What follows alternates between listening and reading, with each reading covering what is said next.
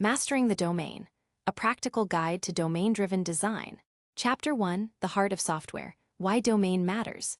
Every piece of software, from the simplest mobile application to the most complex enterprise system, exists to serve a purpose. It's designed to solve a problem, automate a process, or enable a new capability for a group of people, often referred to as the business. Yet, a common frustration for both those who build software and those who rely on it is a persistent misalignment. The software delivered doesn't quite fit the business need. It's too rigid, too complex, or simply doesn't behave the way the business truly operates. Think of it like this. Imagine you're building a custom dream home. Your architect gathers your family's needs, discusses your lifestyle, your daily routines, how you entertain, and what spaces are most important to you. They immerse themselves in your domain, the unique way your family lives. A good architect then translates this deep understanding into blueprints, selecting materials and construction methods that serve those specific requirements. Now, imagine an architect who focuses only on technical specifications, choosing the strongest concrete, the most efficient insulation, or the fastest construction techniques without truly understanding your family's daily life. The result might be a technically sound structure, but it may not be a home that truly serves its inhabitants. Perhaps the kitchen is too small for your large family gatherings, or there are no quiet spaces for work, despite your need for them. It's a building, but it fails to meet the core purpose for which it was commissioned. This disconnect is a familiar story in the world of software. Developers might excel at writing elegant code, optimizing databases, or building scalable architectures. But if that technical prowess isn't deeply rooted in an understanding of the business it serves, the resulting system can be akin to that technically sound but functionally inadequate house. It might compile, it might perform, but it doesn't truly solve the business problem. Projects stall, budgets inflate, and the software ecosystem becomes a tangled web of technical debt, difficult to change and prone to errors. This is the lost in translation phenomenon, where the nuanced language of business never quite makes it into the precise language of code. So, what exactly is this domain we're talking about? In software development, the domain refers to the sphere of knowledge, influence, and activity of the business or problem that the software is being built to address. It encompasses everything from the core business processes and rules to the language its experts use every day. If you're building software for a bank, the domain involves accounts, transactions, loans, and regulatory compliance. For an e-commerce platform, it includes products, orders, customers, and shipping logistics. Understanding this domain, in all its richness and complexity, is paramount. This is where domain-driven design, or DDD, steps in. Originating from Eric Evans's foundational work, DDD is not just a collection of technical patterns. It's a holistic approach, a mindset, and a set of principles that aims to bridge this very gap. It's a discipline that places the business domain, with its unique logic, processes, and language, at the very heart of software development. The core goal of domain-driven design is to create software that accurately models the business domain, not just superficially, but with depth and nuance. It strives for systems that are relevant, truly solving the problems and enabling the capabilities the business needs. Expressive, where the code itself reflects the business language and concepts, making it understandable to domain experts. Adaptable, capable of evolving as the business changes without requiring costly and complex rewrites. Maintainable, easier for developers to understand, debug, and extend because its structure mirrors the business reality. DDD recognizes that the most complex challenge in software is not just about writing code, but about managing complexity that arises from deep business knowledge. It provides tools, concepts, and practices for teams to collaborate deeply, fostering constant dialogue between domain experts, those who understand the business intimately, and developers, those who build the software. Model effectively, developing a shared mental model of the business that can be directly translated into software. Break down complexity, strategically dividing large business problems into manageable, cohesive parts. Implement robustly, using specific design patterns to ensure the software's behavior aligns perfectly with business rules.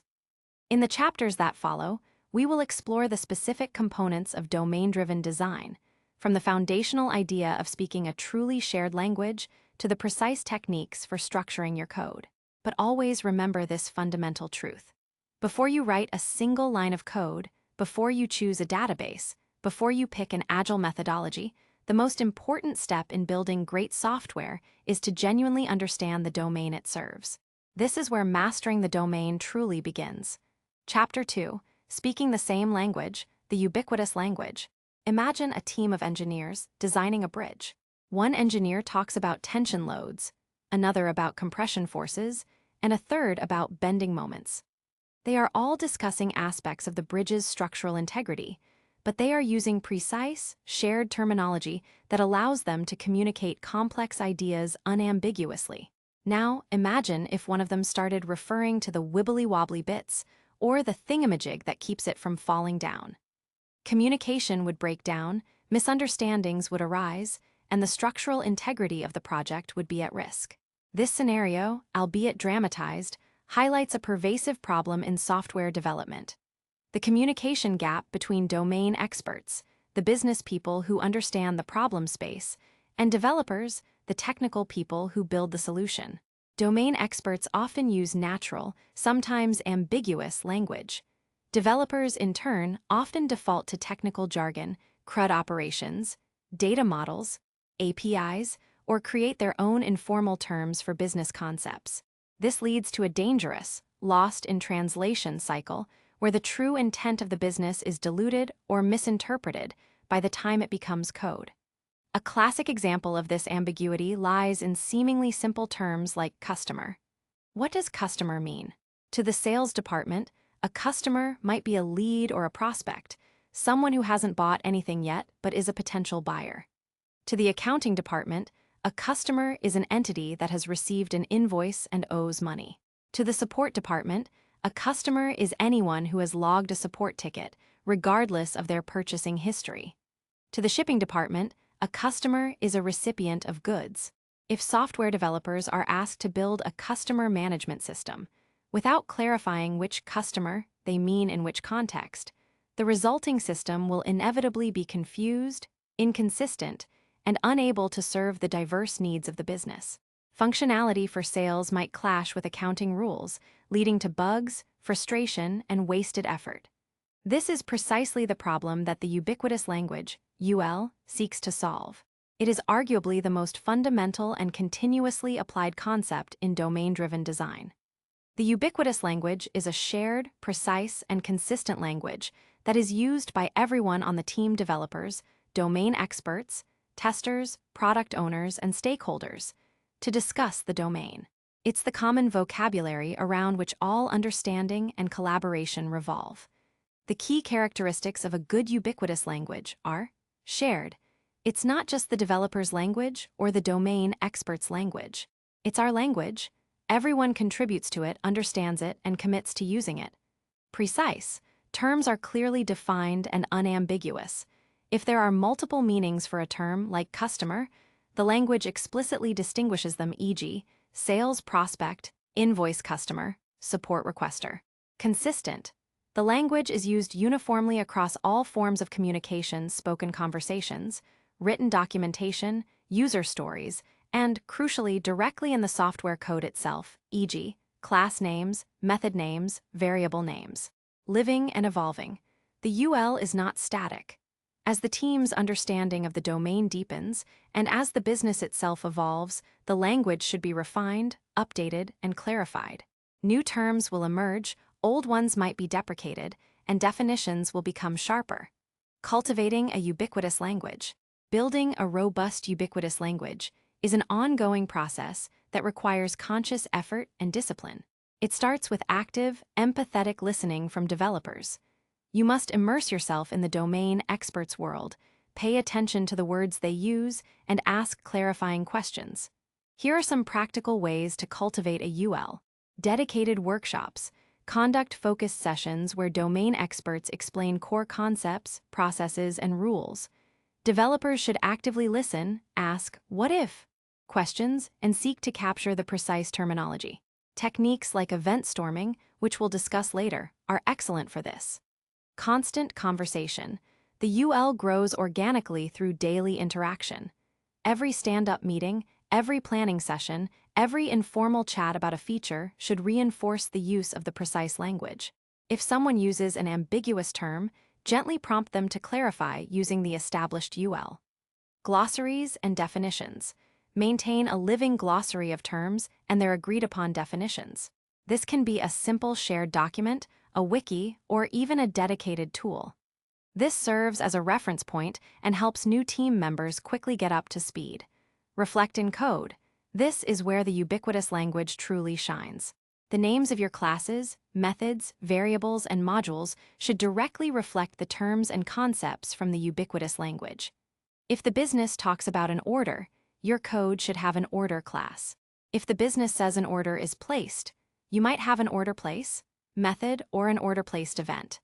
This direct mapping makes the code more readable, more understandable to domain experts, who can literally read the code and understand its intent, and less prone to misinterpretation. Consider a retail system where the business refers to a customer's collection of desired items as their shopping cart. If developers, for convenience, decide to name the corresponding entity in the code basket or by list, they are creating a rift in the ubiquitous language. New developers join, they hear shopping cart from the business and see basket in the code, leading to confusion and potential errors. Maintaining a one-to-one mapping between the business concept and the code artifact is crucial. The power of the ubiquitous language lies in its ability to foster a shared understanding that transcends roles and responsibilities. When everyone speaks the same precise language, communication becomes more efficient, misunderstandings decrease, and collaboration flourishes. It means that when a domain expert describes a new business rule, the developer can instantly relate it to the existing code structure, or identify where the code needs to evolve to accommodate it. It empowers domain experts to identify when the software's behavior deviates from their understanding, fostering a cycle of continuous improvement. While seemingly straightforward, mastering the ubiquitous language requires discipline. It means abandoning informal jargon, continuously clarifying ambiguous terms, and relentlessly ensuring that the language spoken by the team is the same language reflected in the software. This shared verbal and coded vocabulary is the foundation upon which all other domain-driven design principles are built. It is the first and most critical step in truly making the software reflect the heart of the business. Chapter 3, Building a Shared Understanding, the Domain Model. In the previous chapter, we established the crucial role of the ubiquitous language in fostering clear communication. Now, let's explore what that shared language is helping us build and articulate, the domain model. Imagine our architect designing our dream home. They began by understanding your family's life, the domain, and communicating with a shared vocabulary. But this understanding isn't just a list of desires. It coalesces into a structured representation, the blueprints. These blueprints encapsulate crucial information: the number and type of rooms, their dimensions, how they connect, where utilities enter, and how the various parts function together. The blueprints are an abstract, simplified representation of the house, focusing only on the details relevant for its construction and use. They are not the physical house itself, but a model that guides its creation. In software, our equivalent of the blueprints is the domain model. The domain model, in the context of domain-driven design, is an abstract, structured representation of the business domain. It captures the essential elements of the business: its core concepts, their relationships, its rules, its processes, and most importantly, its behavior. It's not merely a collection of data. It's a rich, living model that includes the actions and responsibilities of the business elements. A common pitfall in software development is to equate the domain model solely with a database schema or a collection of data structures. For example, a customer in many older systems might just be a record in a database table with fields like first name, last name, address, and phone number. This is a data model designed for storage and retrieval. While data is part of the domain, the true domain model goes far beyond this. In a rich domain model, a customer isn't just data, it's an active participant. A customer might have methods like place order, update profile, earn loyalty points, or request refund. This is called a rich domain model, one where behavior and logic are encapsulated within the domain objects themselves, rather than being scattered across separate manager or service classes that operate on passive data. Key characteristics of a good domain model. Expressive. The model should clearly and directly represent the business concepts and their relationships. Its structure and naming should directly reflect the ubiquitous language. If the business talks about an order having multiple line items and a shipping address, the model should intuitively reflect those relationships. Concise.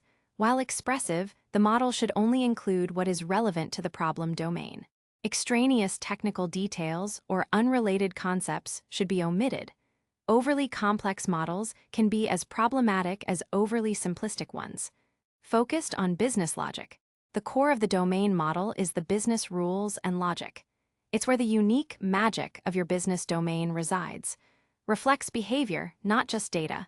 This is a crucial distinction. Domain objects should be alive, encapsulating behavior related to their responsibilities. This is often referred to as avoiding the anemic domain model anti-pattern, where domain objects are just data holders lacking any business logic. An anemic model forces developers to put business logic in separate service layers, leading to scattered, harder-to-maintain code. Testable. Because business logic is encapsulated within the model, it becomes much easier to test independent units of business behavior without relying on a full application stack. Model-driven design, the driving force. The concept of model-driven design is central to DDD. It means that the domain model isn't just an artifact you create once and then forget. Instead, it's the living heart of your software development process. The model you develop drives literally every aspect of your software. Code structure. The classes, methods, and modules of your software should directly mirror the concepts, relationships, and behaviors defined in your domain model. Team communication. When discussing new features or debugging issues, the team refers back to the shared model, using its terms and understanding its rules. Analysis and discovery. As new business requirements emerge, the team continuously refines and extends the model to accommodate them. The evolutionary nature of the model. A common misconception is that the domain model is created once, upfront, and then frozen. This is rarely the case in complex, real-world systems. Our understanding of any domain deepens over time. Business requirements change, new insights emerge, and the very definition of the business problem can evolve. Therefore, the domain model is a living entity. It is never truly finished. The process of building a domain model is one of continuous discovery and refinement. This iterative approach means early simplification. Start with a functional, albeit simplified, model. Don't try to model the entire universe at once. Iterative deepening. As you work on specific features or encounter new complexities, you will naturally uncover missing pieces, refine existing concepts, and adjust relationships. Feedback loops. Continuous feedback from domain experts is vital. They are the ultimate arbiters of whether your model accurately reflects their reality. Collaboration in modeling. Building an effective domain model is not a solitary task performed by a single architect or developer. It's a highly collaborative effort that requires constant, empathetic conversation between domain experts and developers. Domain experts bring the in-depth knowledge of the business, its processes, and its exceptions. Developers bring the ability to translate that knowledge into structured, testable, and maintainable software. These conversations are often bidirectional. Developers ask probing questions to uncover subtle business rules or edge cases. Domain experts challenge the model, pointing out where it doesn't quite reflect reality or where a term has been misused. Together, they refine definitions, identify new concepts, and ensure the model accurately captures the essence of the domain. To illustrate the critical difference between a mere data structure and a rich domain model, consider a withdraw money operation in a banking system. Anemic model, data-centric view. Somewhere in a service or manager class. Public void withdraw money, account double amount. If account get balance equals amount. Account set balance, account get balance, amount. Persist account to database. Log transaction. Else, throw new insufficient funds exception. Here, the account object is a passive data holder. The crucial business logic, checking balance, deducting funds, lives outside of the account itself. Rich domain model, behavior-centric view. On the account entity itself. Public class account, private double balance, other attributes. Public void withdraw double amount. If this balance equals amount. This balance equals amount. Optionally, create a withdrawal recorded event here. Else, throw new insufficient funds exception. Insufficient funds in account. Other methods and getters. How it's used elsewhere, e.g., application service. Public void handle withdrawal request, string accounted, double amount. Account equals account repository find by ID, account ID. Repository interaction. Account withdraw amount. Business logic execution on the domain object. Account repository save account, persist changes. In the rich model, the withdraw method is part of the account entity itself. The account takes responsibility for its own integrity and behavior. This makes the code more cohesive, readable, the business rule, an account can withdraw money, is directly represented, and easier to test, you can test the withdraw method in isolation.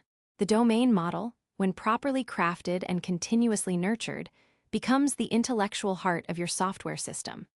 It's not just a technical artifact.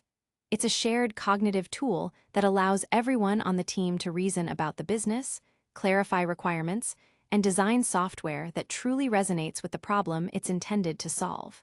It's the living blueprint for a system that isn't just functional, but deeply meaningful to its users.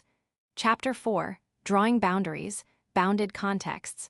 As software systems grow in complexity and scope, applying a single, unified domain model across an entire enterprise can become an insurmountable challenge. The larger the system, the more likely you are to encounter situations where an apparently simple concept means profoundly different things depending on who is talking about it and in what part of the business they operate. This is the very ambiguity we explored in Chapter 2 with the word customer. While the ubiquitous language strives for consistency within a defined area, it implicitly acknowledges that this consistency can't always extend infinitely. Consider a large e-commerce company. The product concept is central to its operations. In the catalog management department, a product is defined by its descriptive attributes: name, description, images, categories, and SEO tags. Its primary responsibility is presentation and discoverability. In the inventory management department, a product is about stock levels, warehouse locations, and replenishment rules. Its primary responsibility is physical tracking and availability. In the order fulfillment department, a product is about weight, dimensions, and special handling instructions for shipping. In the customer support department, a product is often linked to return policies, warranty information, and troubleshooting guides. If we try to create a single, monolithic product object in our software that attempts to perfectly encapsulate all these different facets and behaviors for every department, we arrive at what DDD calls the Grand Unified Model, or the God Object Anti-Pattern.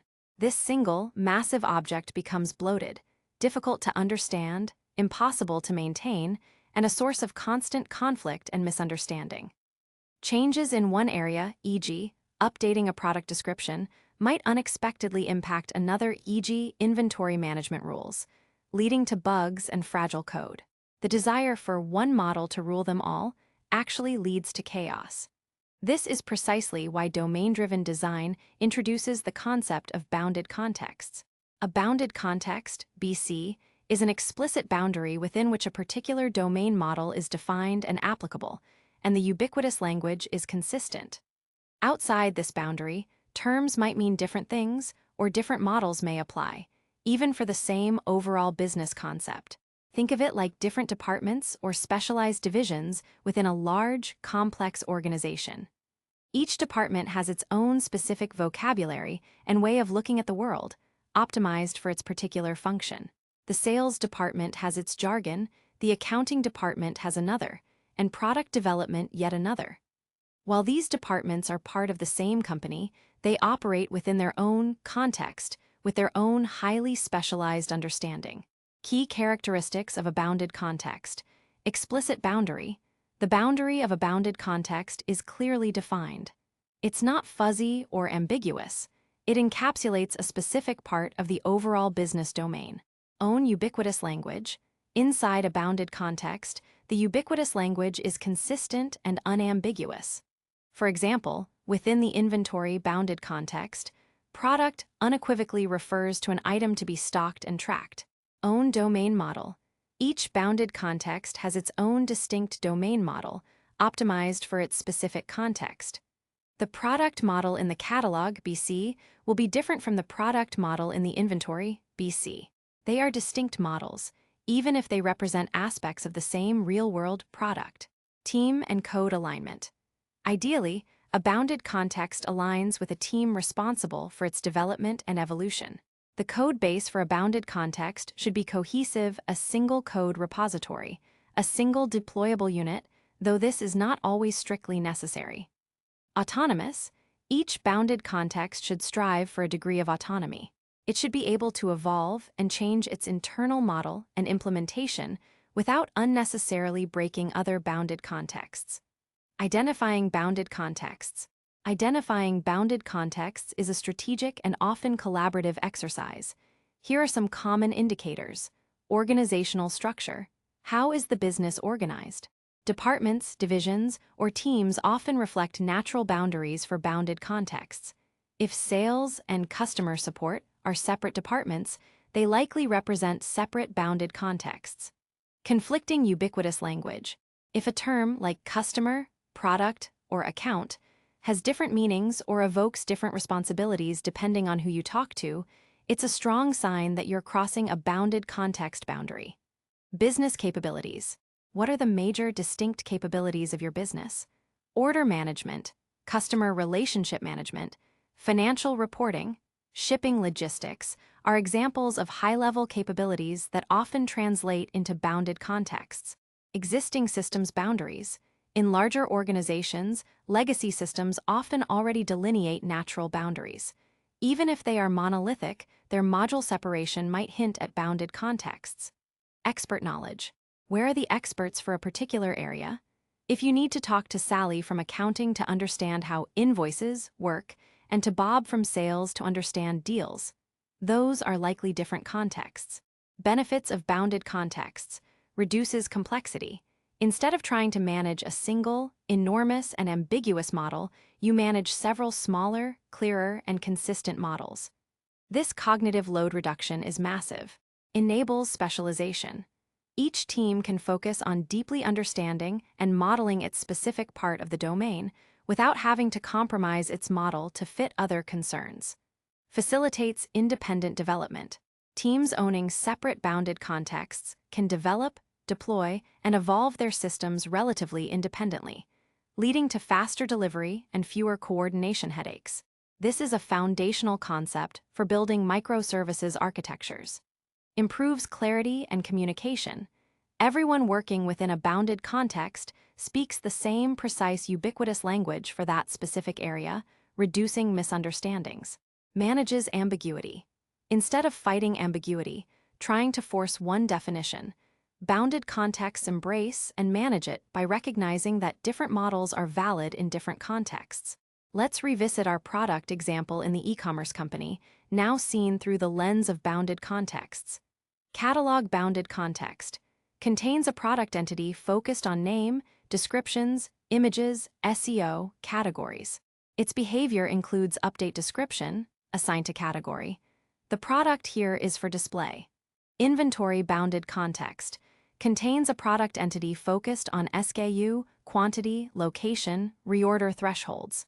Its behavior includes receive stock, allocate stock, deduct stock. The product here is for physical tracking. Shipping bounded context contains a product entity focused on weight, dimensions, hazmat indicators. Its behavior includes calculate shipping cost. The product here refers to a shippable item. These are distinct software models, each optimized for its purpose. When a customer orders a product, the order management bounded context might interact with the inventory bounded context to deduct stock, and the shipping bounded context to calculate shipping costs, passing only the necessary information, rather than trying to use one giant product object for everything. Bounded contexts are the first crucial step in what DDD calls strategic design, how you organize your overall solution. They force you to acknowledge that not all parts of your software need to agree on everything. By explicitly drawing these boundaries, you create clarity, reduce coupling, and lay the groundwork for building robust, scalable, and manageable systems that genuinely reflect the intricate reality of the business. In the next chapter, we will explore how these distinct bounded contexts interact with each other to form a complete system. Chapter 5. Navigating the Landscape. Context Mapping. In the previous chapter, we learned how to draw clear lines around parts of our business domain, defining bounded contexts where each segment of our software has its own consistent model and ubiquitous language. This helps us manage internal complexity. But what happens when these distinct contexts need to talk to each other?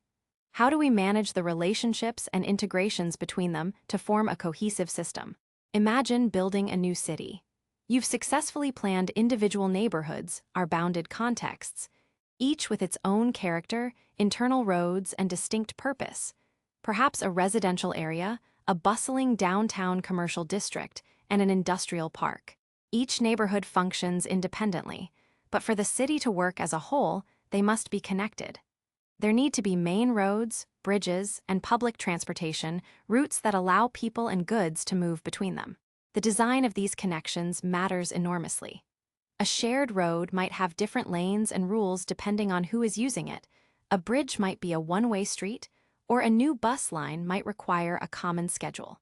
In domain-driven design, the way we visualize and manage these connections between bounded contexts is through a context map.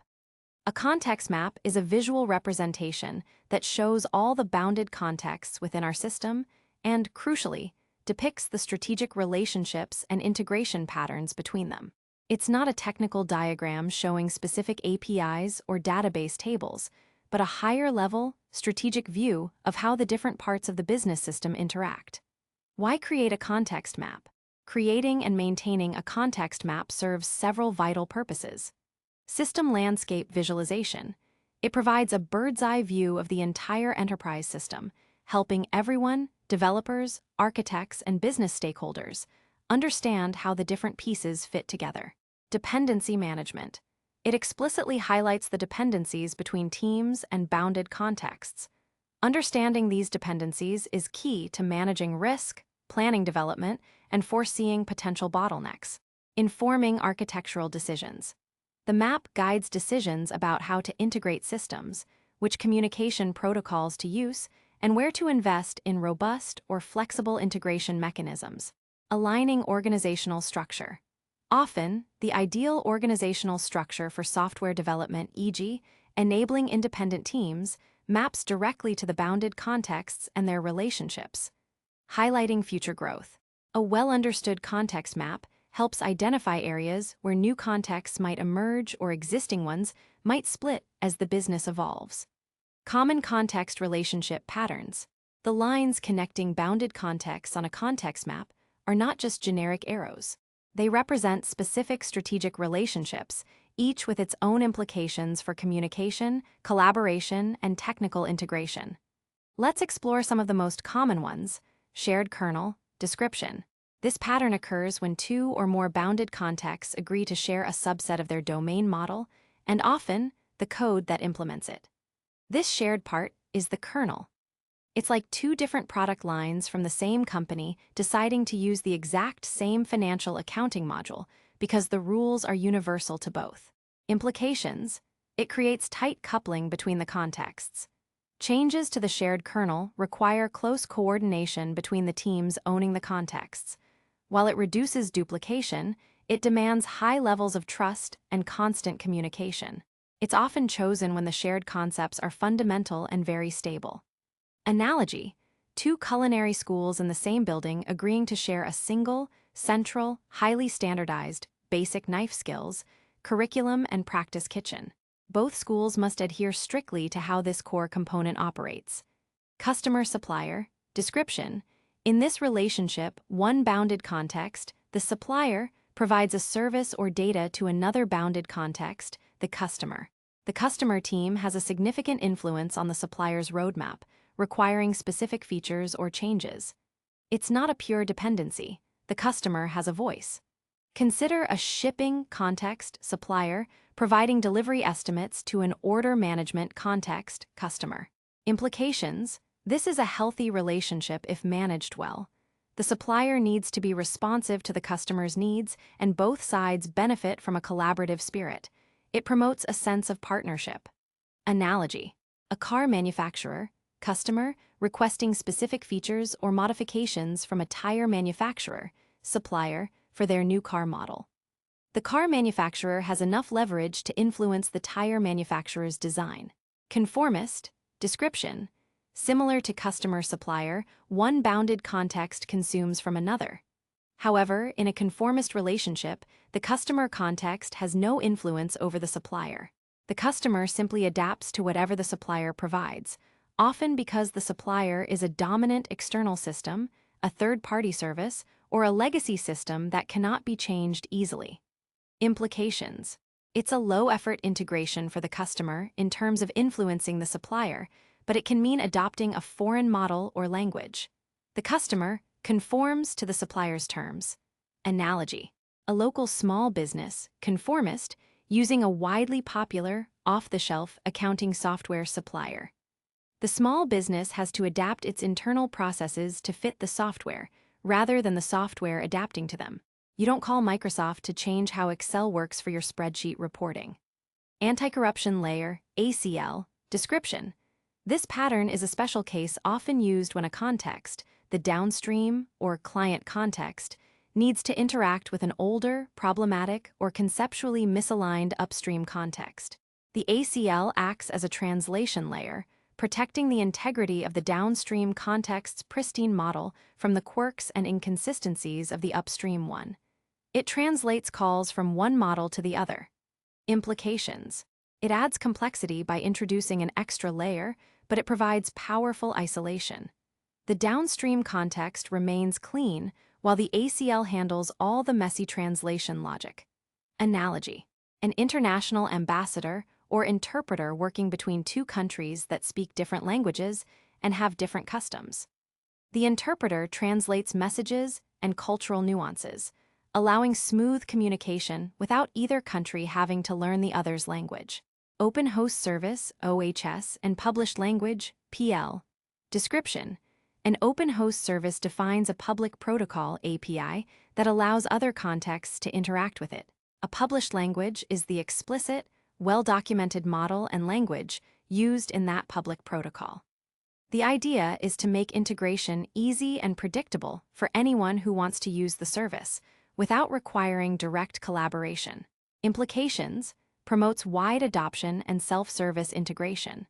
The supplier provides clear documentation and stable contracts. This is common in microservices architectures where services expose well-defined APIs. Analogy: the universal standard for USB ports and cables. Any device manufacturer can create a USB port following the standard open host service, and any accessory can use a USB cable to connect published language, without direct communication between the specific device and accessory makers. Separate ways, description: simply put, these bounded contexts have no integration.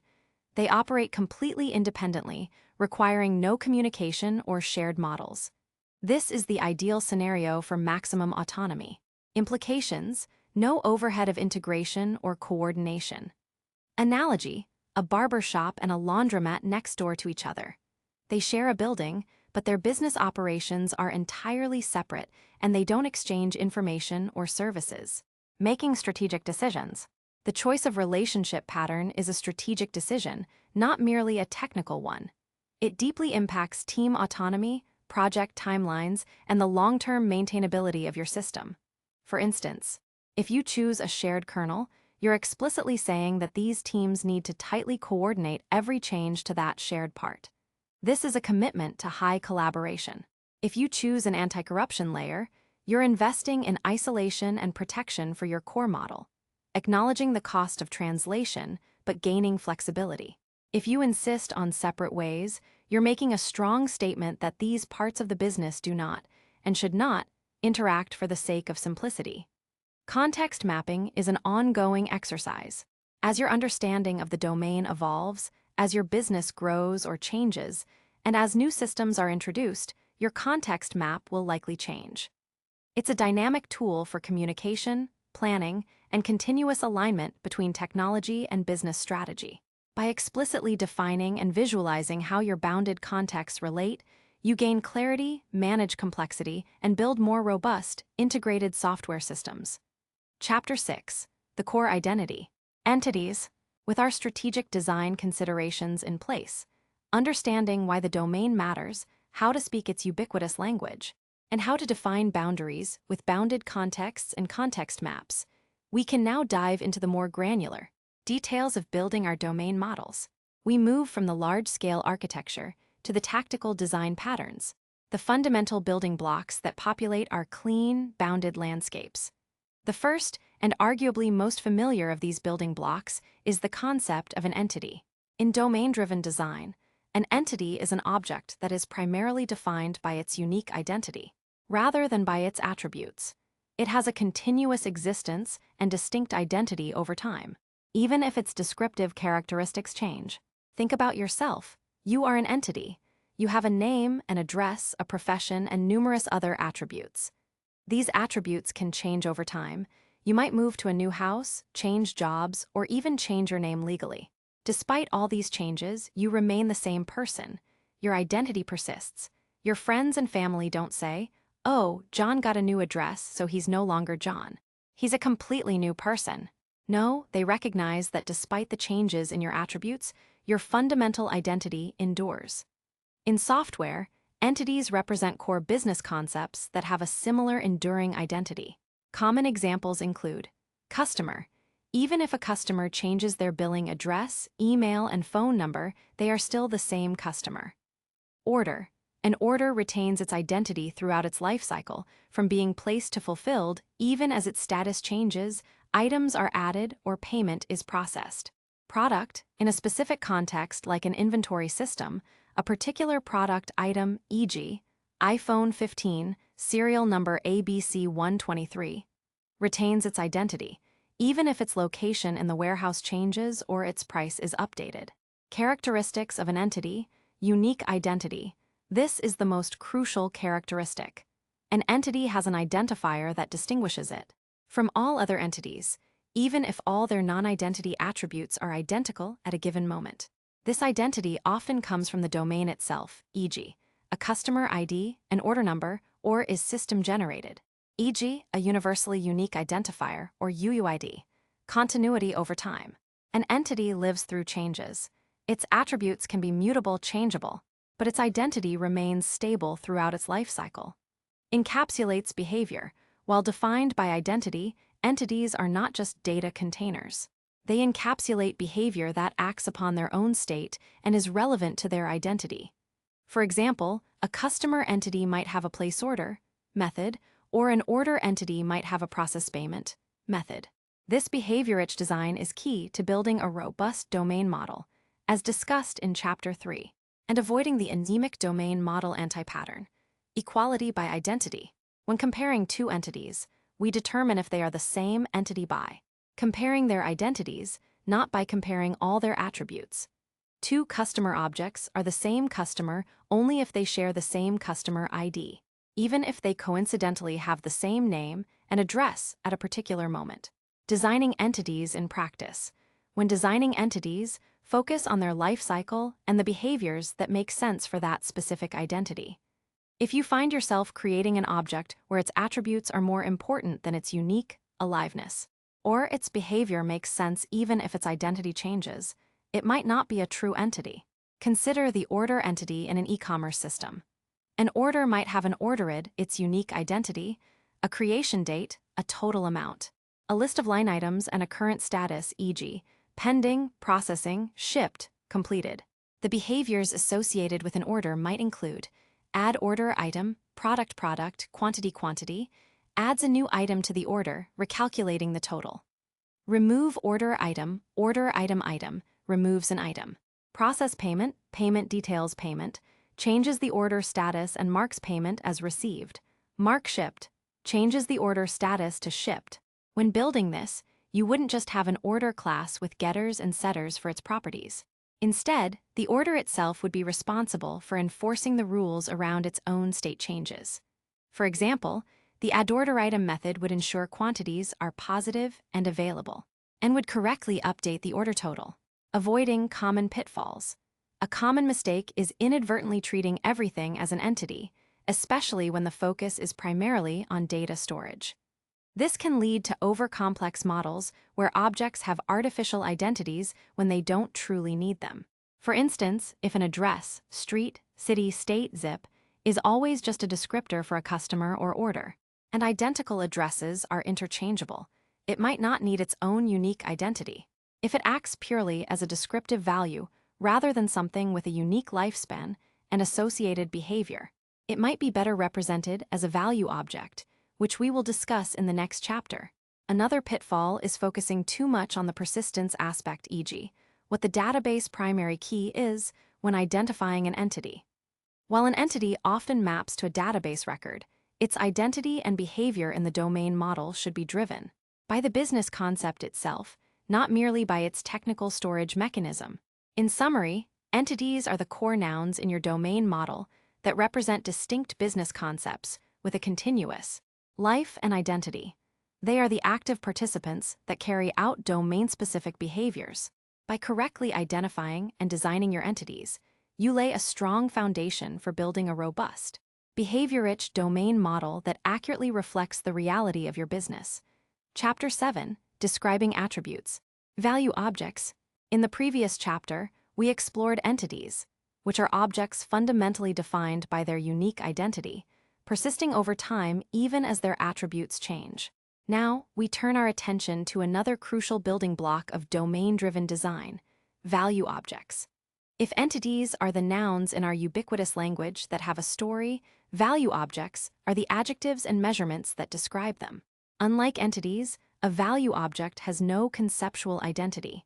It is defined purely by its attributes. Two value objects are considered the same if all of their attribute values are identical. They describe a characteristic or attribute of something else. Think about a common everyday example: money. If you have two $10 bills, are they the same? In a conceptual sense, yes. They both represent the value of $10. One $10 bill is interchangeable with any other $10 bill. You don't care about the unique serial number of the bill in your pocket, you care about its value. If you give someone a $10 bill and they give you a different $10 bill back, you haven't lost anything because their value is identical. Contrast this with a person, an entity. If you give someone your unique $10 bill that you had earned and saved, and they gave you their $10 bill back, you wouldn't care. But if you gave someone your child and they gave you their child back, even if they looked identical, it would be a very different situation. Your child has an identity unique to them, an identity that persists even as their attributes, height, weight, age change. The $10 bill does not. In software, common examples of value objects include money, an amount combined with a currency, e.g., $10 USD. Two money objects are equal if they represent the same amount in the same currency. Address, a combination of street, city, state, zip code. If two address objects have all the same components, they are the same address. Date range, a start date and an end date. Color, defined by its RGB values, e.g. red, 255 green, 0 blue. Represents red, phone number, a string of digits potentially with a country code. Key characteristics of a value object: no conceptual identity. This is the defining characteristic. Value objects are defined solely by their values. They are interchangeable. Immutability. Once created, the attributes of a value object cannot be changed. If you need to change a value object, e.g., update an address, you don't mutate an existing one. You create a new value object with the desired changes and replace the old one. This characteristic is critical because it prevents unexpected side effects and makes value objects much safer to use, especially in concurrent environments. Compared by value. When comparing two value objects, you compare all their component attributes. If all attributes are equal, the value objects are considered equal. Self-validating. A value object should enforce its own constraints upon creation. For instance, A money object might ensure its amount is non-negative and its currency is valid. An address might validate the format of the zip code. This ensures that a value object is always in a valid state. Encapsulates behavior. Just like entities, value objects can encapsulate behavior related to their values. For example, a money object might have methods like add other money, subtract other money, or multiply percentage. An address might have a get formatted address method. Benefits of using value objects: increased expressiveness. By creating dedicated types for values like money or address, your code becomes far more understandable and expressive. Instead of double amount, string currency, or string street, string city, string state. String zip, you have a single money or address shipping address. This immediately communicates the intent and structure of the data. Reduced bugs. Immutability reduces the risk of accidental modification and makes reasoning about your program's state much simpler. If a value object is passed around various parts of your system, you know it won't be unexpectedly altered by some other piece of code. Improved clarity and consistency. Enforcing self-validation within value objects ensures that invalid states are impossible. Any money object in your system will always be valid, defined by a positive amount and a real currency. Easier testing. Immutable objects are inherently easier to test because their state cannot change after creation. You just need to test their construction and their methods that produce new value objects. Designing value objects in practice. When you encounter attributes in your domain model that are a combination of several properties, and whose identity doesn't matter, only their combined value, consider making them value objects. For instance, in an order system, delivery address is a prime candidate for a value object. Public class address, a value object. Private final string street, private final string city, private final string state, private final string zip code. Constructor enforces immutability and potentially validation. Public address, string street, string city, string state, string zip code. If street equals null street trim is empty. Other validations. Throw new illegal argument exception. Invalid address components. This street equals street. This city equals city. This state equals state. This zip code equals zip code. Getters for all fields. Public string get street, return street. Other getters must override equals and hash code to compare by value. At override, public boolean equals object O. If this equals O, return true. If O equals null get class, equals O get class, return false. Address equals address, O return objects equals street, address street and end. Objects equals city, address city and end. Objects equals state, address state and end. Objects equals zip code, address zip code. At override, public int hash code. Return objects hash, street, city, state, zip code. Optional, methods for rich behavior. Public string get formatted address. Return street plus city plus state plus zip code. Now, instead of order set street, order set city, you would have order set delivery address, new address. If the delivery address needs to change, you create a new address object and atomically replace the old one. This not only makes the code cleaner, but also prevents partial updates to an address that could leave it in an inconsistent state. Embrace value objects wholeheartedly. They are incredibly powerful for making your domain model more explicit, safer through immutability, and richer in its behavioral capabilities. While they might seem like a small detail, their pervasive use throughout your model dramatically enhances the overall quality, robustness, and clarity of your software. Chapter 8, Protecting Integrity, Aggregates. We've now explored entities and value objects, the fundamental building blocks for representing concepts and their attributes within a domain model. Entities capture unique identity and behavior, while value objects describe attributes and encapsulate their own valid state and related behavior. However, as our domain model grows, simply having individual entities and value objects is not enough to guarantee overall consistency and integrity. Consider an online shopping cart. It contains a list of items, line items, a total price, and perhaps a reference to the customer. When you add or remove an item from the cart, the total price must instantly reflect that change. If the line items could be manipulated independently of the shopping cart object that owns them, it would be all too easy for the cart's total price to become out of sync with its contents. This kind of inconsistency can lead to incorrect charges, frustrated customers, and significant business problems. This is the problem that DDD's aggregate pattern solves. An aggregate is a cluster of associated domain objects, entities, and value objects that are treated as a single unit for purposes of data changes. It defines a consistency boundary. In our shopping cart example, the shopping cart and all its line items form an aggregate. They must always be consistent with each other. Every aggregate has an aggregate root.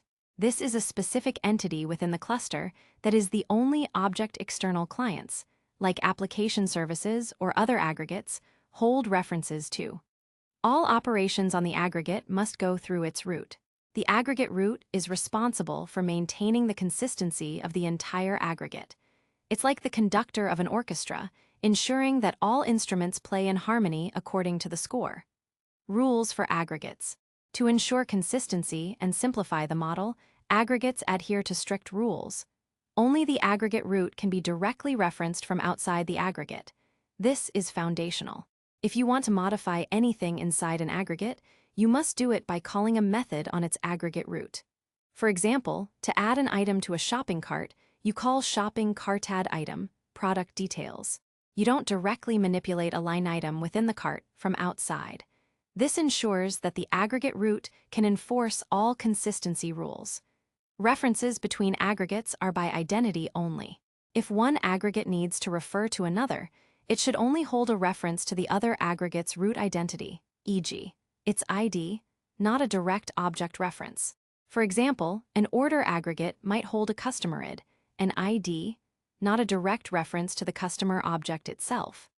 This prevents developers from accidentally traversing relationships and modifying a separate aggregate in a way that bypasses its consistency rules. All invariance, consistency rules, for the aggregate must be enforced by the aggregate root. The aggregate root is the guardian of the aggregate's consistency. Any operation that could potentially break an invariant, a business rule that must always be true, within the aggregate must be handled and validated by the root. For instance, when an item is added to the shopping cart, its root ensures the total price is updated, and perhaps that the line item count doesn't exceed a certain limit. Transactions should only involve one aggregate at a time. Ideally, a single transactional boundary, e.g., a database transaction, should encompass only the modifications within one aggregate. This minimizes locking contention, improves performance, and makes it easier to reason about data consistency. If a business process needs to modify multiple aggregates, it should do so by publishing domain events, discussed in Chapter 11, or by using orchestrators, domain services, Chapter 9, that handle eventual consistency. Identifying aggregates. Identifying aggregates is one of the more challenging but crucial aspects of tactical design. Look for objects that must always be consistent together. If they must change together or remain in sync, they likely belong to the same aggregate. Represent a conceptual whole, they function as a complete, independent unit in the business domain. Have strong conceptual ownership. One object clearly owns or manages the others. Example, the order aggregate. Let's imagine an order in an e-commerce system. An order conceptually includes the order itself, which acts as the aggregate root, multiple order items, entities, which are part of the order aggregate, a shipping address, a value object, a status, a value object or a num, a total amount, a value object. Here's how the aggregate pattern would apply. Aggregate root, the order entity. Operations on the aggregate. If you want to change an order item, add a new one, or mark the order as shipped, you call methods directly on the order object, the aggregate root. Invariance. The order object ensures that total amount always equals the sum of order item prices. It might also ensure that you cannot add order items once the order has been shipped. Internal references. Order holds direct object references to its order items and its shipping address because they are part of its consistency boundary. External references. The order might hold a customer ID, the ID of the customer aggregate root, but not a direct object reference to the customer object itself. The benefit of small aggregates. A common piece of advice is to keep aggregates small. Larger aggregates lead to increased contention, more data locked during transactions, reduced flexibility, harder to change single parts without affecting the whole. Complexity, harder to understand and manage. If an aggregate grows too large, it might be a sign that you've incorrectly grouped objects that don't share the same transactional consistency boundary. Perhaps what you thought was one aggregate could be split into two or more smaller, more cohesive aggregates. For instance, order and payment might seem related, but they are often separate aggregates due to differing consistency needs and life cycles. An order can exist and be changed before payment, and payment can be processed separately, potentially even for partial amounts. Aggregates are powerful constructs that simplify your domain model by enforcing conceptual boundaries for consistency. They ensure that your core business rules are always adhered to, protecting the integrity of your data and the reliability of your system. By identifying your aggregates correctly and adhering to their rules, you build a model that doesn't just reflect the business, but actively guards its consistency. Chapter 9, Orchestrating Domain Logic, Domain Services. So far, we've organized our domain logic primarily around two key building blocks: entities and value objects. Entities capture unique identity and behavior, while value objects define distinct attribute sets and their related behavior. We then learned how to group them into aggregates to maintain consistency boundaries. This approach, where behavior is encapsulated directly within the domain objects, is fundamental to a rich domain model. Most of the time, this is precisely where your business logic should reside. However, sometimes you encounter a piece of domain logic that doesn't feel like it truly belongs to any single entity or value object. It might be an operation that involves multiple distinct aggregates, or it might capture a significant business process that isn't naturally owned by one specific domain object. When forcing such logic into an entity would make it awkwardly complex or violate its single responsibility. That's when a domain service comes into play. Think of a bank's money transfer operation. If customer A wants to transfer money to customer B, the money is debited from account A. The same amount is credited to account B. A transfer fee might be calculated and applied. A record of the transaction, e.g., a ledger entry, is created. This transfer money operation involves at least two account aggregates, one for customer A, one for customer B, and potentially other domain objects like transaction or fee. Where should the transfer money logic reside? Putting it on account A would imply account A has special knowledge about account B and the fee structure, making it less cohesive. Similarly, for account B, this operation is a significant business process, but it is not inherently owned by one single account. It is a service performed between accounts. This is a classic scenario for a domain service. A domain service is a stateless operation that performs a significant domain behavior that does not naturally belong to a particular entity or value object. It is named after the domain activity it performs. Characteristics of a domain service. Stateless. A domain service typically does not hold any internal state related to a specific business process. Its methods are usually static or instance methods that accept all necessary inputs as parameters. Performs a domain-relevant operation. Its methods represent significant actions or computations within the business domain. The method names should reflect the ubiquitous language, e.g., transfer money, calculate eligibility. Does not have a life cycle. Unlike entities, domain services are not created, tracked, and stored like domain objects. They are simply invoked when needed. Orchestrates behavior. A domain service will often coordinate calls to multiple entities, value objects, or even other aggregates to complete a complex domain operation. It acts as an orchestrator, ensuring the different parts of the domain model interact correctly to fulfill the business process. Defined in the domain layer. Crucially, a domain service contains business logic, not application workflow or infrastructure concerns. It should reside within the domain layer of your application architecture, distinguishing domain services from application services and infrastructure services. It's vital to differentiate domain services from other types of services. Application services, Chapter 12. These live in the application layer and orchestrate use cases. They interact with repositories to fetch aggregates, invoke business logic on those aggregates or through domain services, and then save changes.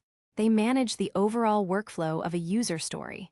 An application service handle deposit request would fetch the account using a repository and then call account.deposit amount.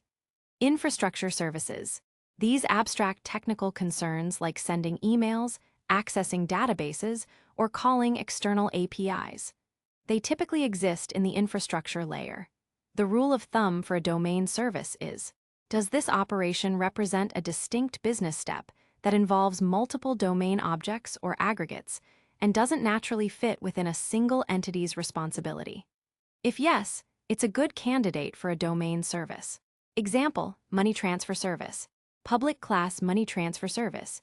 Domain services are often injected with repositories or other domain services they need to interact with. However, they remain stateless. Private final account repository. Assuming account is an aggregate root. Public money transfer service. Account repository. This account repository equals account repository. Public void transfer funds. Accounted from accounted. Accounted to accounted. Money amount transfer. Money is a value object. Retrieve the accounts involved using their IDs. It's crucial that these are fetched as complete aggregates. Account from account equals account repository find by ID from account ID. Or else throw new account not found exception, source account not found. Account to account equals account repository find by ID to account ID.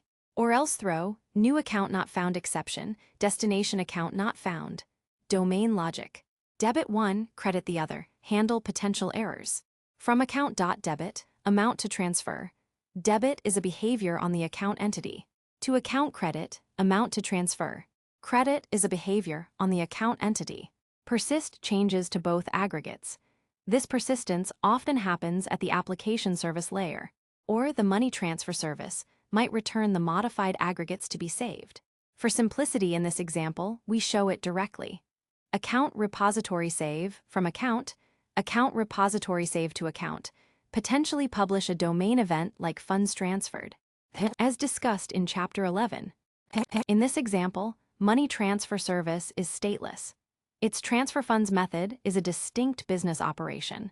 It orchestrates behavior across two account aggregates. The debit-credit logic remains on the individual account entities, but the coordination and overall transfer logic resides in the service. It uses an account repository to retrieve and save account aggregates, avoiding the God service anti-pattern. Just as with anemic models, there's a risk of creating a God service, a single, massive domain service that tries to do too much. A well-designed domain service should be cohesive and focused on a single, well-defined business process.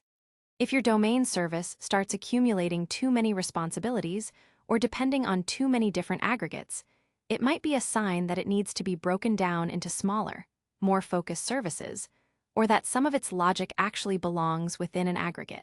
Domain services are a powerful tool in your DDD arsenal, but they should be used judiciously.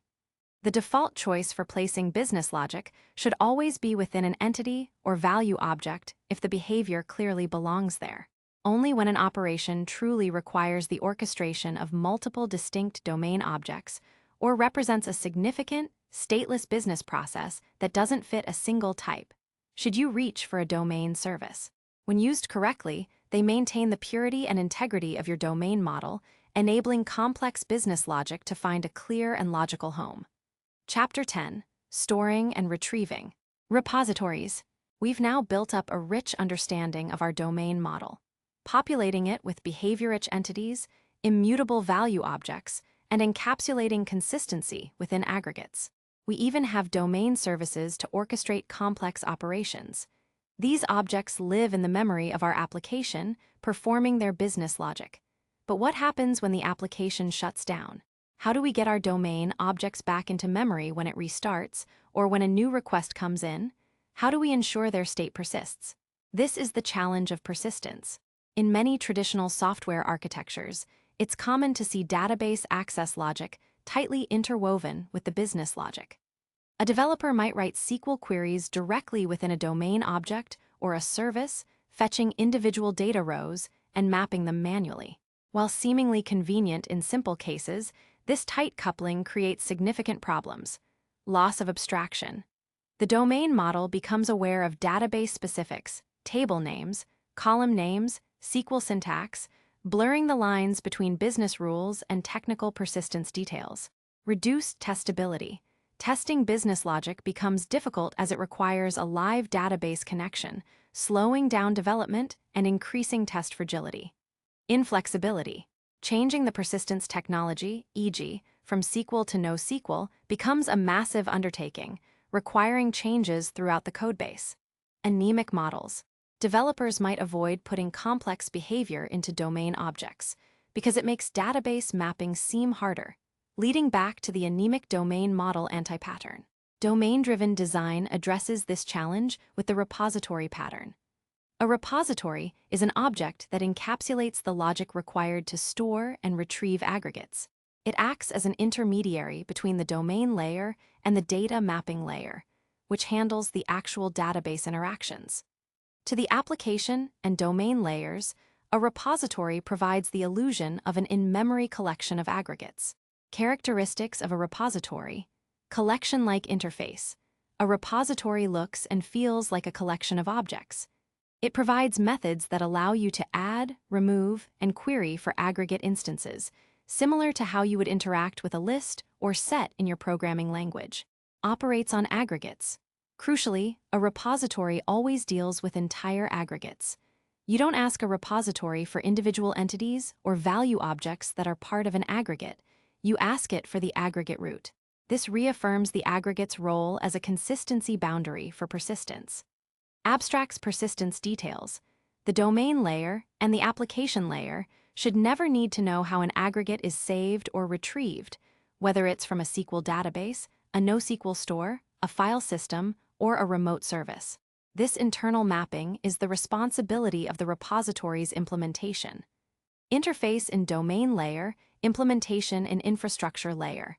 The contract, the interface, for a repository lives in the domain layer. This is because the domain dictates what needs to be stored and retrieved.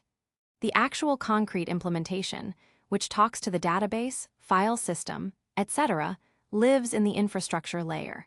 This adheres to the dependency inversion principle, a key aspect of DDD's architectural layering, discussed in Chapter 12. Query methods based on business need. Repository query methods should reflect the needs of the domain and application, rather than simply exposing basic CRUD, create, read, update, delete operations.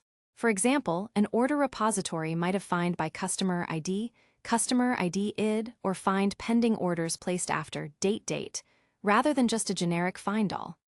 Analogy. The library and the librarian. Imagine your domain model is a collection of precious books in an ever-expanding library. Your entities, value objects, and aggregates are these books, each representing a unique story or piece of knowledge. You, the domain logic, want to access these books, add new ones, or return old ones. You don't go into the library, browse all the shelves, and remember where every single book is physically located. That's a librarian's job. In our analogy, the librarian is the repository. You ask the librarian, your order repository, for a specific book and order aggregate by its title or ISBN, its identity. The books are aggregates. The librarian always gives you a complete book, not just a few pages or a chapter. You deal with whole units of knowledge. The library's filing system is the infrastructure. You, as the reader, don't need to know if the library uses the Dewey Decimal System, the Library of Congress classification, or stores books in a cloud server. The librarian handles all those details. Example: order repository. Let's look at how an order repository might be defined and used. One repository interface in domain layer. Defined in the domain layer core/domain/model/order repository ts, pseudocode. Interface order repository. Finds an order aggregate by its unique orderid. Find by ID, order ID. Orderid, order undefined. Finds all orders placed by a specific customer. Find by customer ID, customerid, order. Saves or updates an order aggregate. Save order, order void. Removes an order aggregate. Remove order, order void. 2. Usage in an application service. In application layer. Defined in the application layer, app/order service DS. Class order application service. Private read-only order repository. Order repository. Constructor order repository. Order repository. This order repository equals order repository. Public fulfill order, order ID. Order it. Void. Const order equals this order repository find by ID, order ID. If order. Throw new order not found exception. Order with ID, ordered $value, not found. Order mark has fulfilled. Business logic on the order aggregate. This order repository save, order. Persist the updated order aggregate. Consider publishing a domain event, order fulfilled. 3. Repository implementation in infrastructure layer. The concrete implementation of order repository would live here. This is where you would find the actual code that interacts with your database, e.g., SQL queries, ORM calls, NoSQL client interactions. Defined in the infrastructure layer, infra/persistence/SQL order repository TS. Class SQL order repository implements order repository. Private read-only DB connection, any. Database connection object. Constructor DB connection, any. This DB connection equals DB connection. Find by ID, order ID, order it. Order undefined. Pseudocode for SQL interaction. Const row equals this DB connection query. Select from orders where id equals order ID value. If row, map the database rows back into a fully hydrated order aggregate. This might involve fetching line items, addresses, etc. Return this map row to order row. Return undefined. Save order, order. Void. Pseudocode for SQL interaction. Determine if it's an insert or update. Use ORM or raw SQL to save the order's state and its internal collection of items. This is where the aggregate's internal structure is flattened for persistence. Other methods. Benefits of repositories. Decoupling. The domain model is completely unaware of persistence details, keeping it pure and focused on business logic. Testability. Application and domain services can be easily unit tested by injecting mock, fake, repository implementations without needing a full database setup. Maintainability. Changes to the database schema or persistence technology are confined to the infrastructure layer, minimizing ripple effects. Enforced aggregate consistency. By forcing operations to go through the repository's aggregate-level methods, it naturally reinforces the aggregate boundary for persistence. Repositories are a cornerstone of building clean, layered, and maintainable software systems with DDD. They serve as guardians, ensuring that your rich domain model remains focused on behavior and business rules, while smartly abstracting away the complex, technical nuances of data storage and retrieval.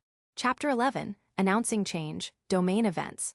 Our journey through domain-driven design has equipped us with powerful tools. A common language, a rich domain model with entities and value objects, consistent aggregates, and clear persistence boundaries with repositories. These tactical patterns allow us to build cohesive, robust, and expressive components within our system. However, even with all these building blocks, systems can become tightly coupled when different parts need to react to changes originating in another. Consider an e-commerce platform. When a customer places an order, the order aggregate within the order management bounded context changes its status to placed. The stock in the inventory bounded context needs to be reserved or decremented. The payment bounded context needs to initiate charging the customer. The shipping bounded context needs to be notified to prepare for dispatch. A loyalty point system might grant points to the customer. An email confirmation needs to be sent to the customer. If the order aggregate or order application service attempts to directly call code in all these other systems, inventory service, payment gateway client, shipping service, loyalty service, email sender, it quickly becomes a tangled mess. The order management component becomes highly coupled to many other parts of the system, making it brittle, difficult to change, and hard to understand. Changing how inventory is deducted could inadvertently break the order placement flow. This is where domain events provide an elegant solution for decoupling. A domain event is an object that records something that happened in the domain. It signifies a noteworthy occurrence within a business process. Just like real-world events, once a domain event has occurred, it cannot be undone or changed. It's a statement of fact about the past. Key characteristics of a domain event: immutable and verifiable. Once created, a domain event object cannot be changed. It is a historical record. Expressed in the past tense, domain events describe something that has occurred. Examples: order placed, payment received, product shipped, account credited, user registered. Contains relevant data.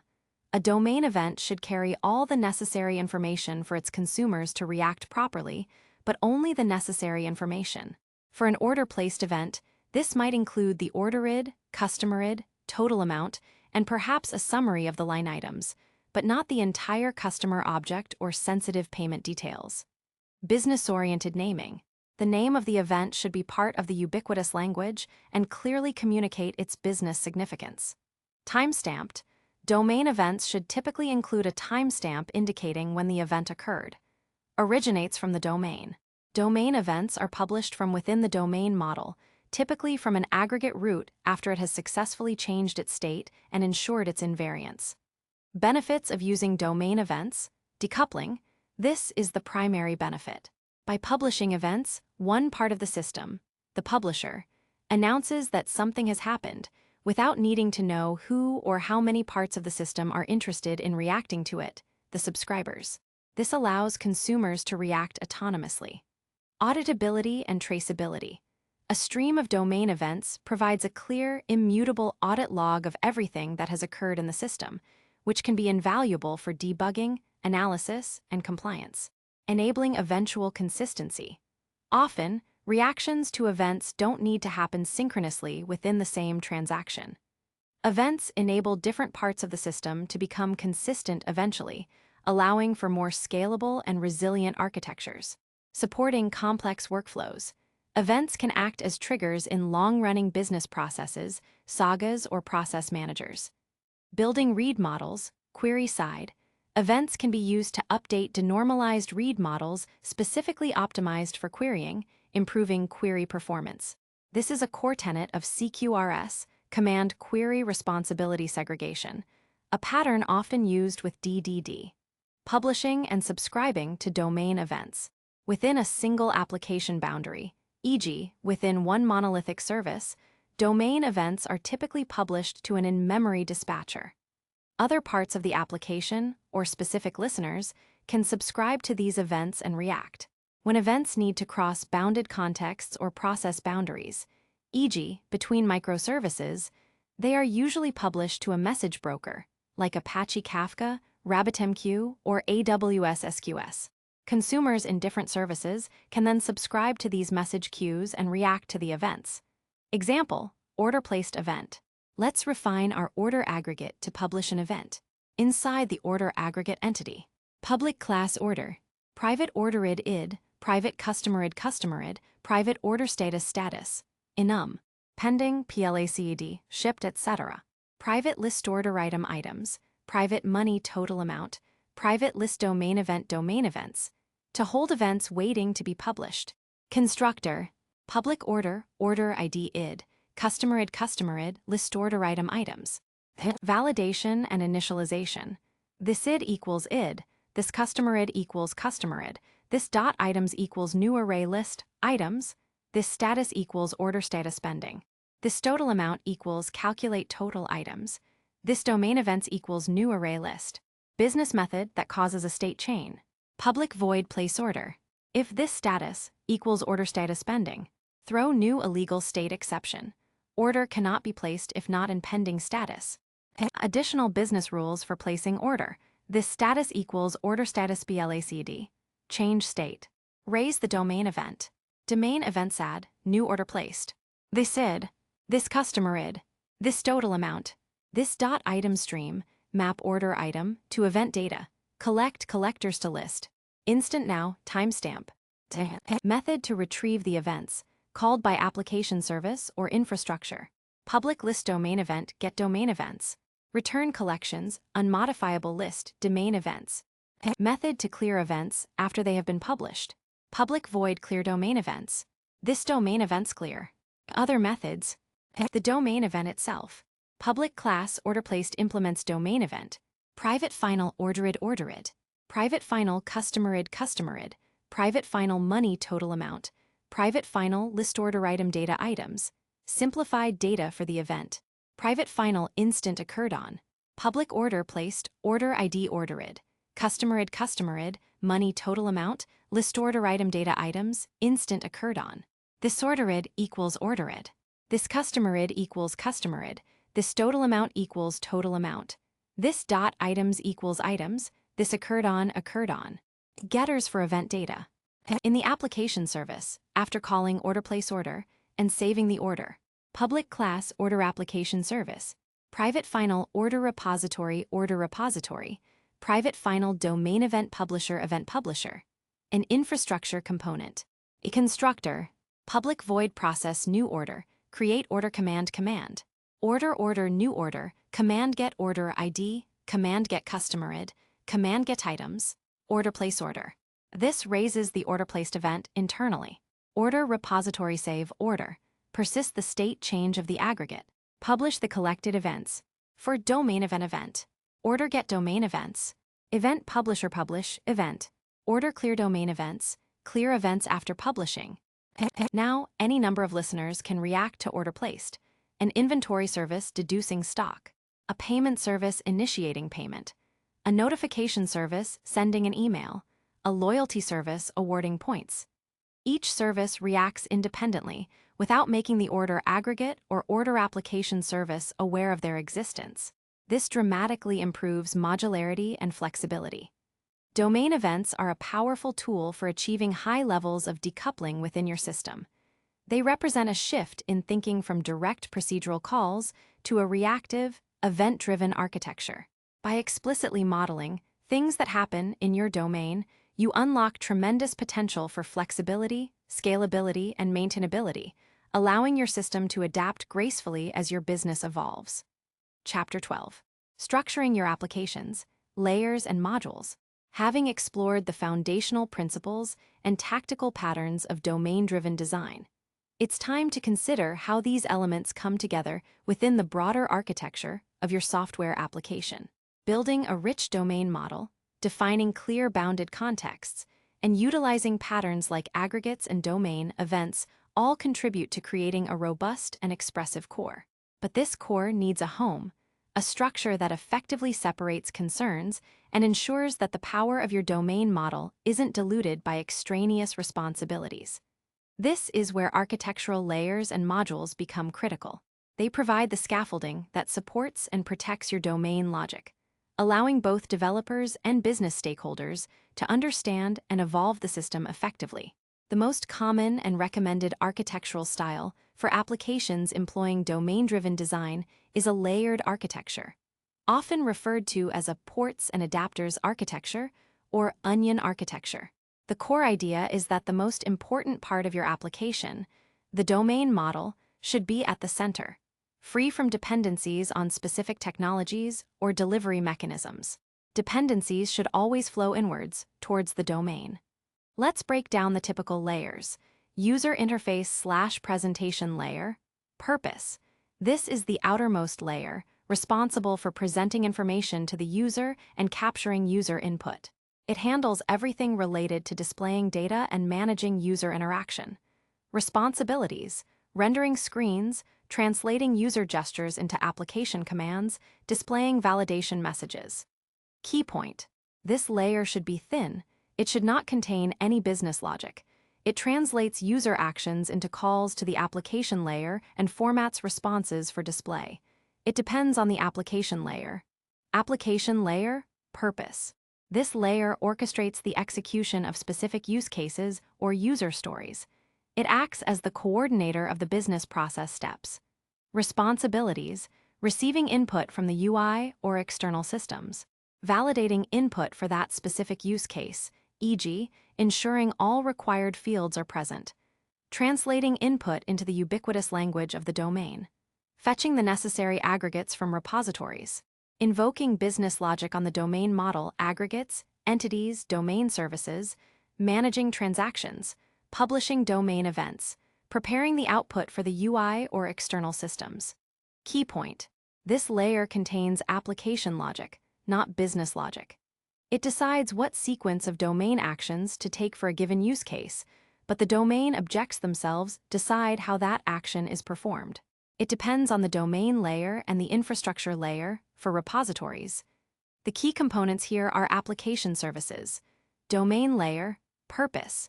This is the heart of your application, containing all the core business logic, rules, and behavior. It represents the actual business domain model that DDD focuses on. Responsibilities, encapsulating domain knowledge, enforcing business rules and invariants, defining entities, value objects, aggregates, domain services, and domain events, specifying repository interfaces. Key point: this layer should be completely independent of the layers above it. It should not know anything about user interfaces, specific databases, or external APIs. Its dependencies are purely on itself, its own domain objects. This independence is crucial for its purity and testability. Infrastructure layer, purpose. This layer provides generic technical capabilities to support the layers above. It handles the how-to of data storage, network communication, messaging, and other cross-cutting concerns. Responsibilities: implementing repository interfaces, e.g., SQL Order Repository, NoSQL Customer Repository. Handling database interactions, ORM, raw SQL, NoSQL Client. Providing implementations for domain event publisher subscribers. Integrating with external systems, third-party APIs, messaging queues. Logging, caching, security concerns. Key point: this layer contains code that is primarily technical. It implements the interfaces defined in the domain layer, but does not contain business logic itself. The domain layer defines the what for persistence, e.g., order repository interface, and the infrastructure layer takes care of the how, e.g., SQL Order Repository class. The dependency rule: the fundamental rule governing a layered architecture is that dependencies flow inwards. Higher layers can depend on lower layers, but lower layers must never depend on higher layers. UI layer depends on application layer. Application layer depends on domain layer and infrastructure layer. Specifically, it uses the interfaces defined in domain and implementations provided by infrastructure. Domain layer depends only on itself. Infrastructure layer depends on nothing specific outside of itself, implementing interfaces defined in the domain layer. This strict dependency rule ensures that your core domain model remains pure, focused solely on business logic, and testable in isolation. If you can test your entire domain layer without needing a database, a web server, or a UI, you're on the right track.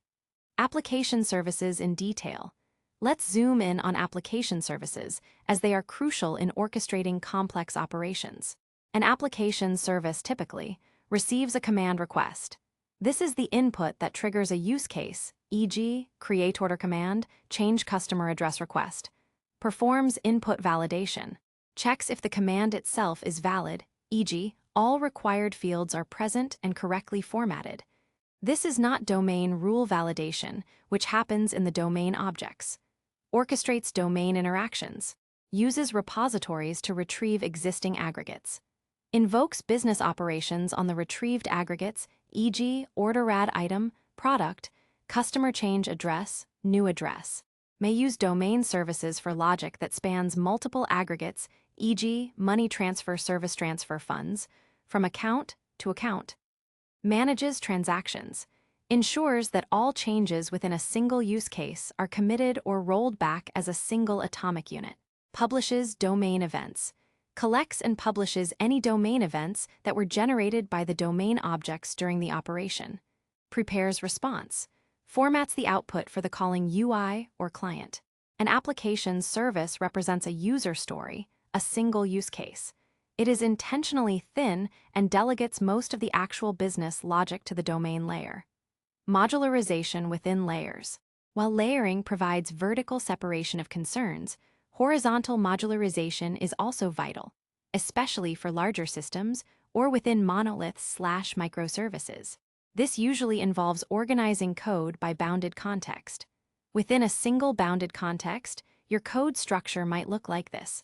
Bounded context name, domain, model entities, value objects, aggregates, domain events, services, domain services, repositories, interfaces for repositories, application, services, application services, one per use case, commands, DTOs for input commands, queries, DTOs for query request responses, if using CQRS, infrastructure, persistence, implementations of repositories, e.g., SQL and NoSQL, messaging, implementations for domain event publishing subscription, external services, clients for external APIs, presentation, if UI is part of the same codebase, e.g. for a web API, controllers, REST controllers, GraphQL resolvers, etc.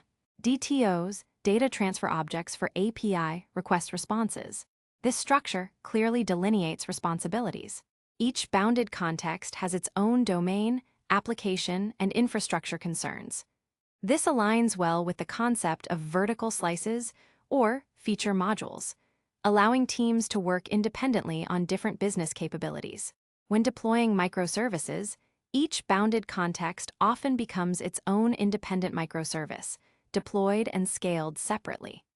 By consciously structuring your application using these layers and modules, you create a software system that is not only robust and maintainable, but also intrinsically understandable. The separation of concerns protects the purity of your domain model, making it easier to evolve, easier to test, and ultimately more aligned with the changing needs of the business it serves. Chapter 13: Evolutionary Design and Practical Considerations. By now, you have a comprehensive understanding of domain-driven designs, foundational principles, and tactical patterns. We've covered everything from creating a shared language and modeling the core domain, to building resilient aggregates and structuring your application with layers and modularity. This knowledge forms a powerful toolkit for building high-quality, maintainable software. However, DDD is not a silver bullet, nor is it a rigid set of rules to be applied uniformly everywhere. It's a set of principles and practices that require continuous effort, collaboration, and pragmatic application. It is primarily an evolutionary design approach, meaning your understanding of the domain and, consequently, your model will continuously evolve and improve over time. Emergent versus upfront design, embracing evolution. A common misconception is that DDD requires a massive upfront design effort, where every entity, value object, and aggregate is meticulously defined before a single line of code is written. While initial modeling is crucial, especially identifying bounded contexts and a common ubiquitous language, DDD champions an emergent design process. Initial discovery. Begin with broad strokes. Focus on identifying the core subdomains, their bounded contexts, and a high-level understanding of the ubiquitous language. Tools like event storming, discussed below, are excellent for this. Iterative refinement. As you implement features, your understanding of the domain will deepen. You'll discover new invariants, clarify ambiguous terms, and realize that a concept you once thought was an entity is actually a value object, or that an aggregate needs to be split. This is normal and healthy. Continuous feedback, regular interaction with domain experts is paramount. They are the ultimate arbiters of whether your model truly reflects their business reality. Their insights will drive your model's evolution. Refactoring as a design tool. With a rich domain model, refactoring becomes a powerful design tool. When your code starts feeling awkward or a concept seems out of place, it's often a sign that your model doesn't fully capture the business reality. Refactoring helps you align your code structure more precisely with your evolving domain understanding. The key takeaway here is that DDD is a continuous learning process. Your model will never be perfect or finished. It will continuously evolve as your team gains more knowledge and as the business itself changes and adapts. Powerful modeling techniques. Event storming. While sitting around a whiteboard and talking is a good start, some collaborative modeling techniques accelerate the discovery and refinement of the domain model. One of the most effective is event storming. Imagine a large room with a long wall. You gather domain experts, developers, testers, and product owners. Everyone is given sticky notes of various colors. Orange sticky notes, domain events. The process starts by identifying all the significant events that have happened or could happen in the business domain. E.g., order placed, payment received, shipment dispatched. These are always written in the past tense. Participants write them down and place them on the wall in chronological order. Blue sticky notes, commands. What triggers these events? These are actions or decisions, e.g., place order, process payment. These usually go to the left of the event they trigger. Yellow sticky notes, aggregates. What system or thing processes these commands and publishes these events? This helps identify the aggregate routes, e.g., order, payment, shipment. These are often placed above the commands and events they own. Pink sticky notes, external systems. Any systems or actors outside your direct control that interact with your domain, e.g., payment gateway, shipping carrier API. Green sticky notes, read models/data views. How does the business query or present information? E.g., order history dashboard, customer balance report. By visually mapping out the flow of events, commands, and aggregates, event storming quickly surfaces, the ubiquitous language in action. Boundaries of potential bounded contexts. Complex business rules and invariants. Areas of confusion or disagreement, ambiguity in the UL. Opportunities for domain events to decouple systems. It's a powerful, collaborative technique that helps a diverse group rapidly build a shared understanding of a complex domain. Team collaboration, the indispensable element. DDD is inherently a team sport. It requires a high degree of collaboration, not just between developers, but crucially between developers and domain experts. Domain experts as peers. Developers must view domain experts not just as a source of requirements, but as integral members of the design team. Their knowledge is vital. Empathetic listening. Developers need to actively listen, ask why questions, and challenge their own assumptions about how the business works. Shared ownership of the model. The domain model and the ubiquitous language belong to everyone on the team. Everyone is responsible for refining it. Continuous learning. Both sides should be open to learning from each other. Domain experts can learn about the possibilities and constraints of software, and developers can gain a deeper appreciation for the nuances of the business. When to apply DDD and when not to. Pragmatism is key. DDD is a powerful set of tools, but like any tool, it's best suited for specific jobs. Use DDD for the core domain. DDD provides the most value when applied to the most critical, complex, and differentiating parts of your business domain. These are the areas where deep understanding and precise modeling directly impact business success. Simpler solutions for generic subdomains. For parts of your system that are commoditized or generic, e.g., identity management, basic notifications, or simple CRUD operations that don't involve complex business rules, a full-blown DDD approach might be overkill. Using off-the-shelf solutions, simpler architectural styles, or even just basic data models might be more pragmatic and efficient. Don't over-engineer. The goal is to solve business problems effectively. If a simple solution suffices, don't force a complex DDD pattern. The overhead of sophisticated modeling might not justify the gain for trivial problems. Incremental adoption. You don't have to adopt all of DDD at once. Start with the ubiquitous language, then bounded contexts, then slowly introduce tactical patterns as needed. You can even apply DDD to a specific feature or bounded context within a larger existing system. Challenges and pitfalls. Organizational resistance. Shifting to a DDD mindset, especially fostering deep collaboration with domain experts and promoting cross-functional teams, can be a significant organizational challenge. Legacy systems. Integrating with existing legacy systems, which often lack clear domain models, can be difficult. Techniques like the anti-corruption layer, Chapter 5, are crucial here. Lack of domain expertise. If true domain experts are unavailable or unwilling to engage, DDD becomes significantly harder, as its success relies on their input. Aggregates done wrong. Aggregates that are too large become a source of contention and complexity.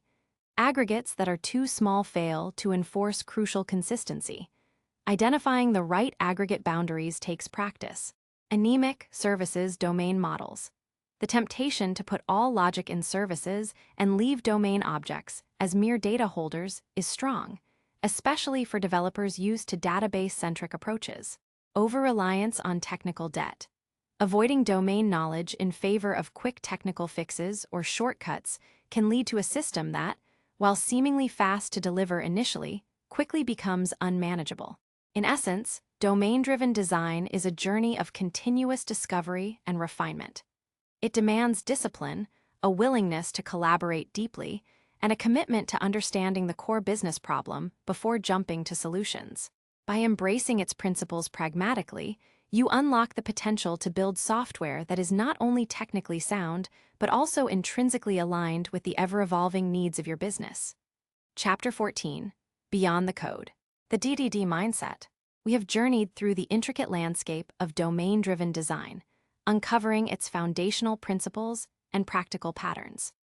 From the vital importance of understanding the business domain to the collaborative effort of shaping a ubiquitous language, we've laid the groundwork for constructing software that truly reflects the complexities and nuances of real-world problems. We've explored how strategic patterns like bounded contexts and context maps help us manage large-scale systems, and how tactical building blocks like entities, value objects, aggregates, domain services, repositories, and domain events enable us to craft precise and robust domain models. Finally, we considered the architectural layering and modularity that protect our valuable domain logic, and stressed the evolutionary nature of design in practice. Now, as we bring this guide to a close, it's essential to reiterate that domain-driven design is far more than a collection of patterns or a set of technical practices. It is, at its core, a mindset. It's a philosophy for approaching software development that places the deepest possible understanding of the business domain at its absolute center. Let's quickly recap the core principles that define this DDD mindset. Focus on the core domain. The heart of DDD is the relentless pursuit of knowledge about the business problem you are trying to solve. It's about deeply understanding the why before diving into the how. For truly complex and differentiating parts of your business, this deep understanding is what unlocks innovative and effective solutions. Ubiquitous language, UL. Communication often fails because people speak different languages. The UL provides a single, shared, precise vocabulary used by everyone, business and technical alike, to discuss the domain. This ensures that the code directly reflects the business reality. A shared, living model, DDD recognizes that the domain model is the intellectual heart of your system. It's not a static blueprint, but an evolving representation of the business, collaboratively built and continuously refined by the team. This model is rich in behavior, not just data. Boundaries and contexts. Complexity is managed through strategic decomposition.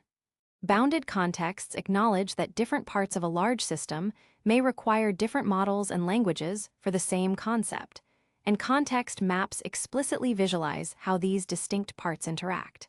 Tactical patterns for expressive models.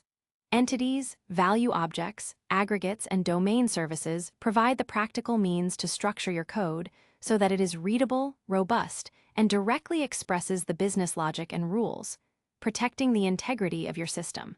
Decoupling with domain events. By focusing on things that happen in the business, domain events allow different parts of your system to react to changes without tight coupling, fostering flexibility and scalability. Evolutionary design. The DDD journey is one of continuous learning and adaptation. Your model will evolve as your understanding deepens and the business changes. Embrace refactoring as a tool for design improvement and use collaborative modeling techniques like event storming to accelerate discovery. Collaboration as the glue. None of this is possible without intense, empathetic collaboration between developers and domain experts. It requires developers to step outside their technical comfort zone and domain experts to engage deeply with the software creation process. The transformative power of DDD. When teams successfully adopt the DDD mindset, the outcome is far more than just better code. The transformation is profound, leading to better business alignment. Software truly solves the problems that matter to the business, rather than addressing technical challenges in isolation. More maintainable systems. Code that reflects the business domain is inherently easier to understand, debug, and evolve, reducing technical debt. Increased agility. The clear boundaries provided by bounded contexts and the decoupling facilitated by domain events enable teams to work more independently and deliver features more rapidly. More effective teams. The shared understanding cultivated through the ubiquitous language and collaborative modeling reduces miscommunication and fosters a more cohesive and productive team environment. More meaningful work. For developers, working with a rich domain model and seeing their code directly reflect complex business processes can be far more engaging and intellectually stimulating than simply manipulating data structures. Continuous improvement, a lifelong journey. Adopting DDD is not a one-time project. It's a commitment to continuous improvement. It's about cultivating a culture where questions about the domain are always welcome. Ambiguity is met with curiosity and collaboration, not assumption. The code is seen as a living expression of the business knowledge. Learning from mistakes and refining understanding is celebrated. This book has provided you with the conceptual framework and practical tools to begin your journey with domain-driven design. But the real learning happens in the trenches, through practice, through intense conversations with domain experts, and through the iterative process of modeling and testing your understanding. Beyond this book, your learning shouldn't stop here. The DDD community is vibrant and continuously evolving. Here are some avenues for continued growth. Read the originals. Revisit Eric Evans's Domain-Driven Design, Tackling Complexity in the Heart of Software, the Blue Book, and Vaughn Vernon's Implementing Domain-Driven Design and Domain-Driven Design Distilled. These are invaluable resources. Explore the community. Engage with the DDD community online, forums, blogs, social media, and attend conferences or local meetups. Learning from practitioners and their experiences is invaluable. Practice, practice, practice. Start applying DDD principles in your own projects, even if it's just a small part of a larger system. Begin with the ubiquitous language and bounded contexts. They provide the biggest bang for the buck. Champion collaboration. Be the bridge between technical and business roles within your own organization. Encourage and facilitate those conversations. Ultimately, mastering the domain is about becoming a better software craftsman/craftswoman. It's about building software that doesn't just run, but truly understands and serves its purpose. It's about the deep satisfaction of creating systems that are elegant, resilient, and enduring, truly reflecting the heart of the business. Go forth and master your domain.